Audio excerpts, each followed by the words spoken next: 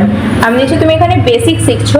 আচ্ছা, তুমি একসাথে ডেস্কটপের উপর আমরা যতজনের চাইবো ফোল্ডার একসাথে ওপেন করতে পারবো বা হ্যাঁ ক্লিক ম্যাম, করতে পারবো? হ্যাঁ ম্যাম পারবো। কিভাবে করবো করে দেখাও। প্রথমে আমাদের নোটপ্যাড ওপেন করে নিতে হবে, তারপর এখানে এমডি লিখে তারপর আমাদের যে কজনের নাম চাই সেখানে লিখে নিতে হবে। যে কজনে তুমি ফোল্ডার করবে তাদের নামগুলো লিখে নিচ্ছ, তাই তো? হ্যাঁ। আচ্ছা,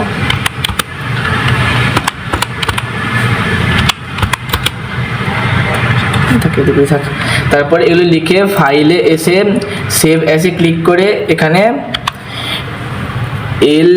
এলজি লিখে ডট দিয়ে BAT লিখে নিতে হবে। তারপর এখানে সেভ করলেই এখানে বাইরে বেরিয়ে এখানে একটা এলজি নামের একটা ফাইল চলে আসবে, সেটা ডবল ক্লিক করলেই আমাদের যে কজনের ফোল্ডার ছিল সব চলে আসবে। বাহ, ভেরি গুড।